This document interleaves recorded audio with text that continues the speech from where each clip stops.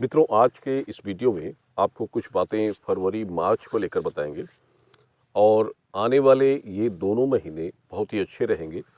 देखिए, शुरू में हमने आपको बताया था कि जनवरी, फरवरी, मार्च का महीना प्रथम क्वार्टर के जो 3 महीने होते हैं, विशेष रूप से संतान जन्म या फिर संतान योग के लिए अच्छे माने जाते हैं।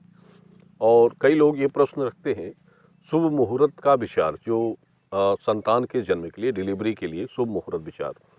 देखिए, सबसे पहले तो एक बात ये ध्यान रखिए कि जैसे आप जब आपकी डिलीवरी नज़दीक आ जाती है, आपको एक टाइम मिल जाता है, आप जैसे बच्चे का जन्म होना है, उस दिन आप घर से निकलते हैं, तो एक यात्रा योग करके निकलिए। यात्रा योग का अर्थ होता है कि शुभ यात्रा बनाना, भद्रा हो या दुर्ग मुहूर्त हो, कोई भी मुहूर्त जैसे होता है, आपको जानकारी इसकी नहीं होती है, आप घर से किसी भी समय निकल लेते हैं और हो सकता है उस समय में भद्रा रही हो या फिर दिशाशूल बन रहा हो और आप गलत दिशा की ओर प्रस्थान कर रहे हैं।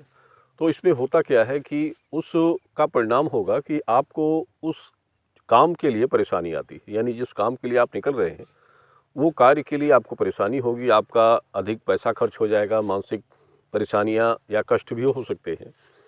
तो इसलिए एक यात्रा योग बनाया जाता है।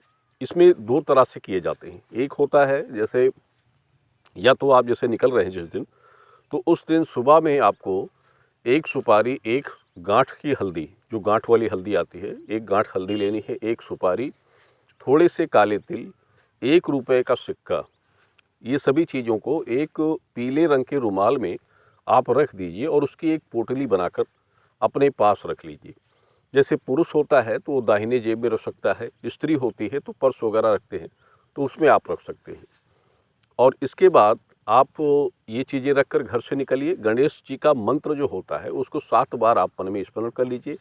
मंत्र नहीं है तो आप गणेश जी का नाम 7 बार स्मरण करके उसके बाद ये चीज़ घर से लेकर निकलिए।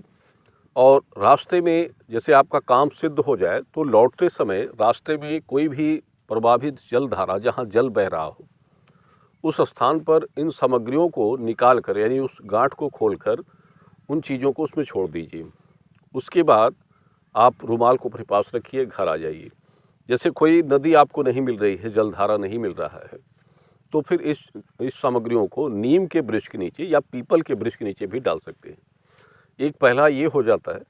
दूसरा एक यात्रा योग उपाय होता है कि जिस दिन आपको निकलना है उसके 1 दिन पहले, यानी उसके 1 दिन पहले, जैसे आप घर से निकलते हैं, घर से आपने किसी चौराहे या तिराहे पर आप जाते हैं, आपका कोई संपर्क दुकानदार होता है जिससे आप सामान वगैरह खरीदते हैं, तो उस दुकान के दुकानदार को 1 दिन पहले, यानी घर से निकलने के 1 दिन पहले शाम को ही आपको अपने वस्त्र, कोई भी घर के वस्त्र हों, उनको आप दे दीजिए। और दूसरे दिन जब आप निकलते हैं तो उस वस्त्र को लेते जाइए, साथ में उसको लेकर आप जाइए और उसको साथ में लिए रहिए। तो इससे भी शुभ यात्रा का योग बन जाता है। तो ये 2 चीज़ें तो ज़रूर आपको कर लेनी चाहिए जब आप इस काम के लिए निकलें।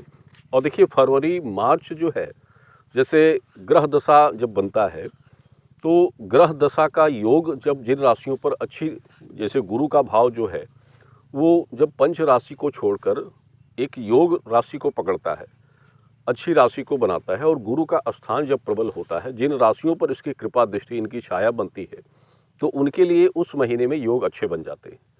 और एक योग के अनुसार बता दें, जैसे फरवरी में 1 से 7 की तारीख अच्छी बनेगी, उसके बाद 11 से 16 के बीच का समय अच्छा रहेगा और 21 से 25 के बीच का समय योग्य रहेगा। और मार्च में भी देखें तो 5 से 10 के बीच का, जो 10 के बीच की तारीख है, वो भी अच्छी बन रही है। इसके बाद 16 से 20 मार्च की तारीख भी उत्तम है, जो मतलब गुरु की योग अनुसार बन रही है। और इसके बाद 25 से 31 मार्च की तारीख भी योग अनुसार बन रही है। तो ये 2 महीने की जानकारी हम आपको अभी बता रहे हैं, बाकी आगे भी अगले महीनों के बारे में बताएंगे, लेकिन अभी फ़िलहाल ये 2 महीने तो बहुत ही अच्छे हैं। जैसे आप राशि के हिसाब से जानते हैं कि योग हमारे लिए क्या बन रहा है, उसी प्रकार ये एक जन्म योग होता है।